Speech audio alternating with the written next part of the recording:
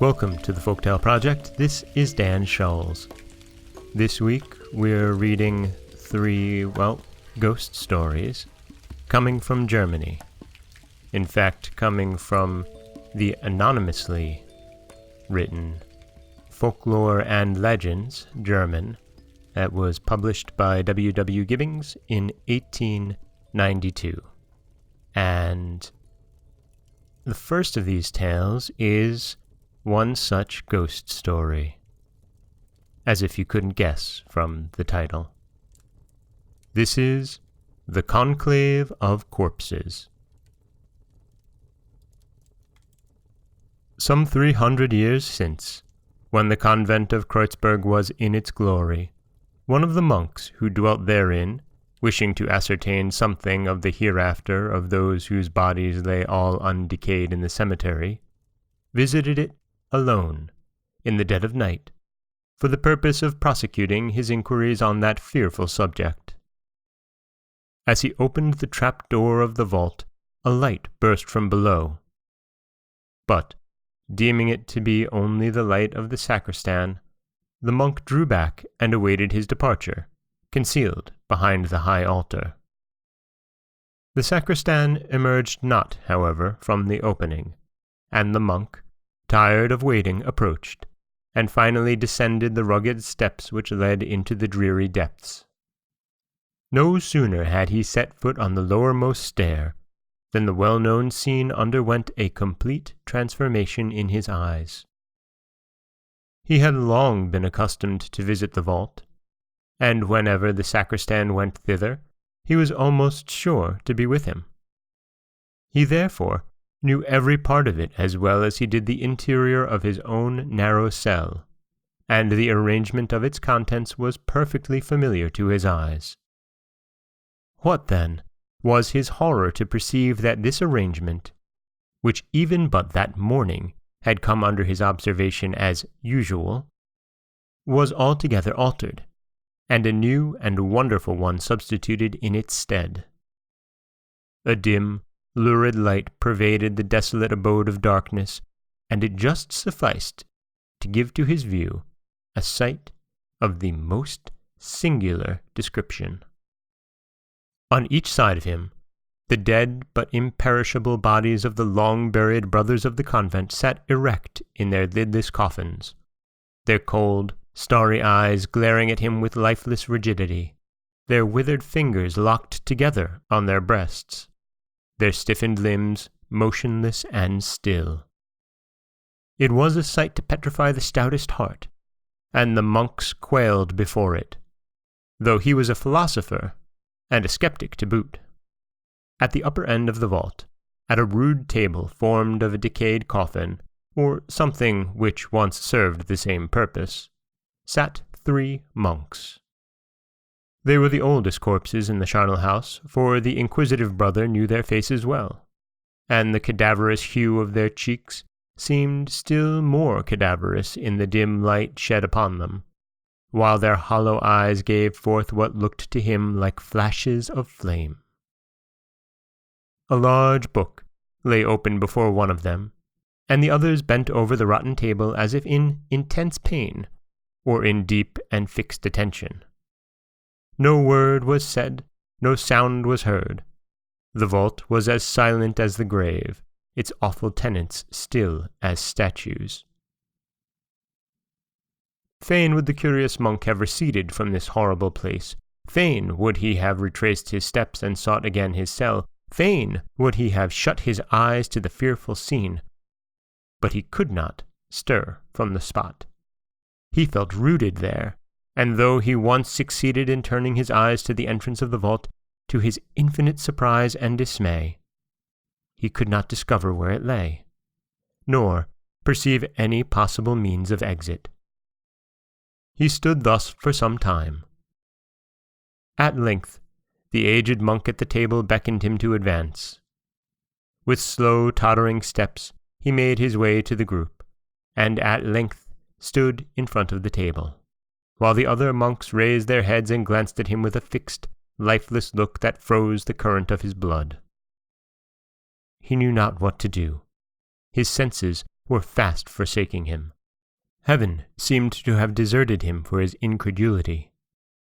In this moment of doubt and fear, he bethought him of a prayer, and as he proceeded, he felt himself becoming possessed of a confidence he had before unknown.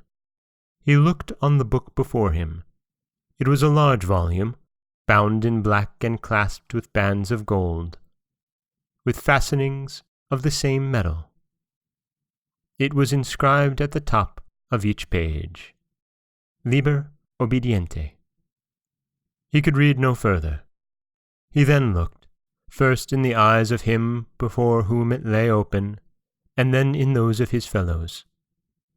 He finally glanced around the vault on the corpses who filled every visible coffin in its dark and spacious womb. Speech came to him, and resolution to use it. He addressed himself to the awful beings in whose presence he stood, in the words of one having authority with them. Pax vobis. 'Twas thus he spake. Peace be to ye. Hic nulla pax, replied an aged monk, in a hollow, tremulous tone, baring his breast the while. Here is no peace. He pointed to his bosom as he spoke, and the monk, casting his eye upon it, beheld his heart within surrounded by living fire, which seemed to feed on it, but not consume it. He turned away in affright, but ceased not to persecute his inquiries. Pax vobis, in nomine Domini. He spake again. Peace be to ye, in the name of the Lord. Hic non pax. The hollow and heart-rending tones of the ancient monk who sat at the right of the table were heard to answer. On glancing at the bared bosom of this hapless being, also, the same sight was exhibited. The heart, surrounded by a devouring flame, yet still remaining fresh and unconsumed under its operation. Once more, the monk turned away and addressed the aged man in the center. Pax vobis, in nomine Domini, he proceeded.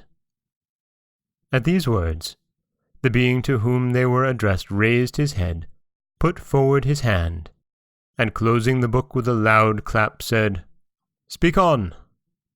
It is yours to ask and mine to answer.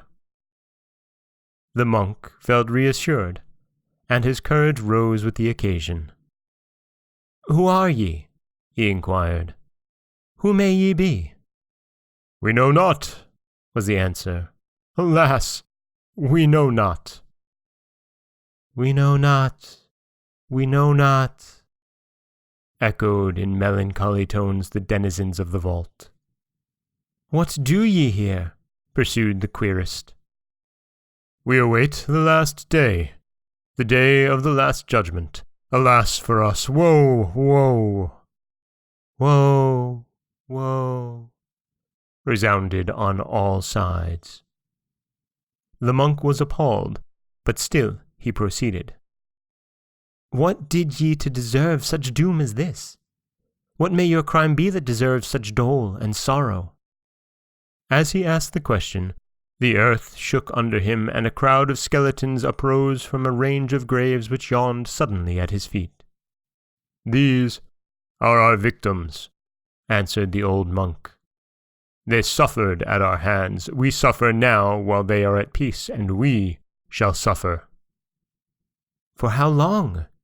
Asked the monk. Forever and ever, was the answer. Forever and ever, forever and ever, died along the vault. May God have mercy on us, was all the monk could exclaim. The skeletons vanished, the graves closing over them. The aged men disappeared from his view, the bodies fell back in their coffins, the light fled, and the den of death was once more enveloped in its usual darkness. On the monk's revival, he found himself laying at the foot of the altar. The grey dawn of a spring morning was visible, and he was fain to retire to his cell as secretly as he could, for fear he should be discovered.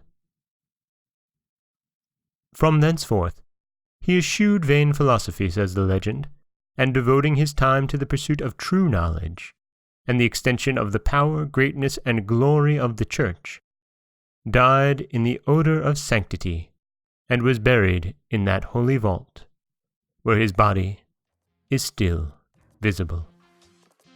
Requiescat in pace. And that is the German folktale and ghost story of the Conclave of Corpses. There's been many ghost stories in the 450 some odd tales that I've recorded for the Folktale project, but this is quite possibly the first that actually gave me a chill the first few times that I read it through. And I hope that those of you who enjoy a good ghost story enjoyed it as well. This is Dan Scholes for the Folktale Project. Don't forget that you can subscribe to the podcast on Apple Podcasts, Stitcher, Google Play, Overcast, anywhere you like to get your podcasts. You can follow us on Twitter at Folktale Project. You can find us on Auto Radio, TuneIn Radio, iHeartRadio, Spotify, anywhere you like to listen. And you can always head over to folktaleproject.com, where you'll find a new story waiting for you every Monday, Wednesday, and Friday. As always, thank you so much for listening.